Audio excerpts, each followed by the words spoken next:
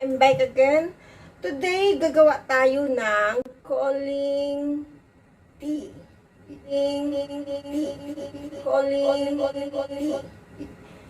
Yung Espica Prunellae at saka yung Chrysanthemum or Chrysanths. Yung flower niya lang ba? Ginagawang tea for good for cooling siya. Ito guys, na ano ko na siya, babad. Ito siyang flower niya. Nababad ko na siya. Ay, sorry. And then, yung Espica Prunellae. Yan. Espica Prunellae. Binabad ko na din siya. Binabad ko na siya, guys. And then, yung dried niya. Yan siya guys, undried niya. So, pag mababad mo na siya, ganito na yung itsura nila. Yun. Yan, ganyan na yan siya, yung chrysanthemum ko. Chrysanthemum. I don't know what is the right pronunciation. Is chrysanthemum or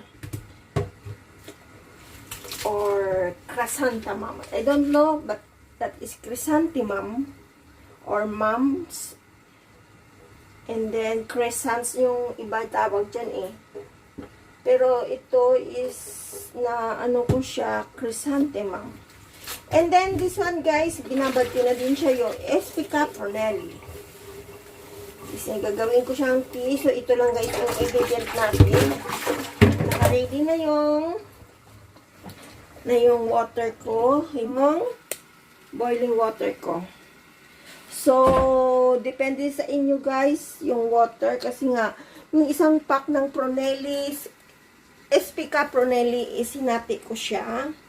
And then, yung Chrysanthemum is, nagkuha lang ako ng mga isang ganyan lang, oh. So, and then, papakuluan natin dito siya ng almost mga 1 hour and a half siya. So, now, ang ingredients natin, 3 ingredients lang siya. Yung bar sugar. Yung ganito guys, oh. Yan, ganito lang. Yan, ganito. Mga 1 and a half yung meat.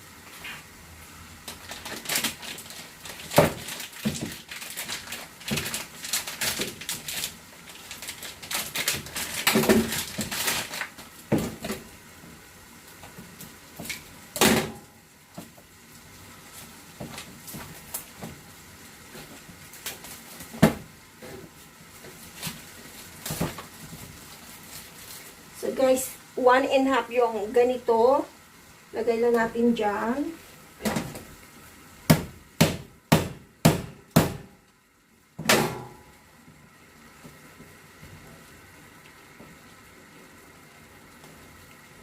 Ito.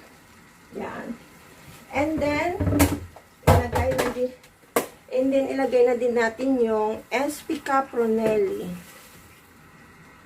I don't know the name for Chinese, but this one I search is Espica Prunellae. So, ilagay natin dyan.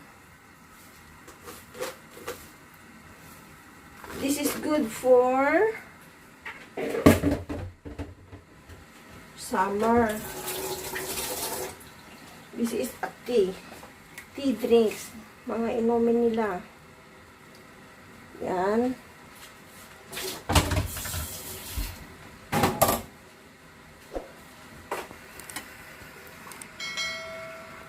Ayan lang guys. 3 ingredients lang. Gagawin natin dito. Pakuluan na siya natin ng 1 and a half hour. And then, ang fire natin is medium heat. Inaano natin ng kaunti kasi nga pinalakas ko lang yung fire para mag-boil siya. After boiling, nilagay ko lang siya. And then, after this one, paglagay mo, hinaan lang natin. So, now, balikan natin ito ng after 1 and a half hour. But, make sure from time to time, i-check nyo guys kung mag-decide kayong magluto nito. Kasi nga, umaapaw siya kung minsan. Okay? So, i-boil natin yan time from time. I-check natin siya. And then, balikan natin guys mamaya. Okay? See you again later. And guys, kita nyo, oh. So, ayan siya. Ayan. Kumukulo na siya. Kaya need natin talagang time to time i-check siya. Kasi nga umaapaw ito. I-ano natin yung chrysanthemum flower. Ipababa natin para ano yung amoy niya. Ano ko dito kasi yung amoy niya is maganda talaga. Pero try ko na dito guys mag-inom. Okay naman. Masarap naman siya. Pero parang di ko type din yung ano niya. Pero okay siya. Ayan. Kaya yan. Check ko lang siya. And then the next, ito na guys.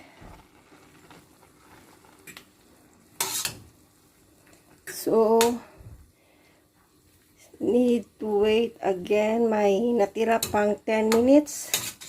And then, i-off na natin yung fire. And now, it's already done. The Prunellae is already done. So, need lang natin siyang kasingawin muna kasi sobrang init. So, and then, later on, i-drain natin siya. Kukunin natin yung mga flower dyan. So ito guys, ito ang gagawin natin. Mag-ready tayo ng ganito, yung planggana or yung plastic dyan na lagyan natin ng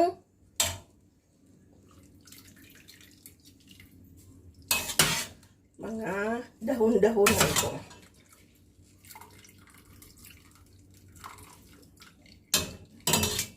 Kunin lang natin lahat ito, i-drain.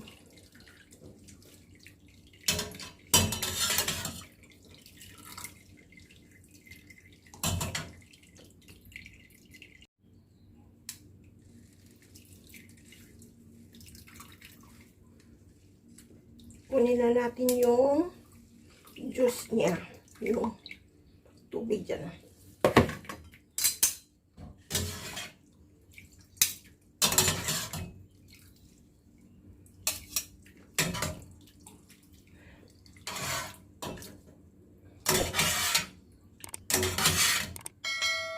Maganda ito guys sa katawan.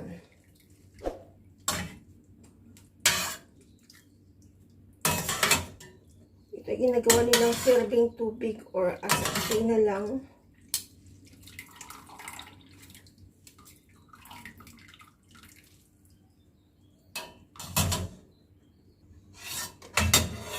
Ayan, konti na lang.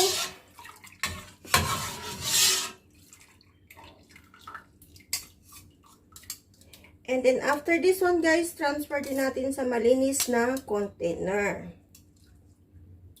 O, pwede din sa pitcher. Yung pitcher ba? Yun.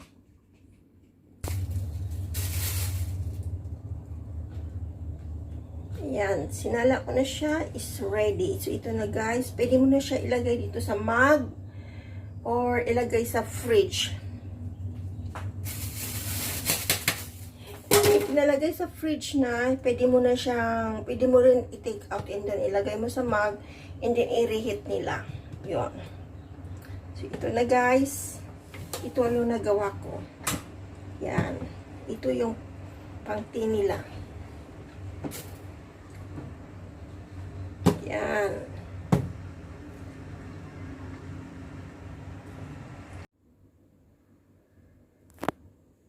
Ayan na guys, ang tea.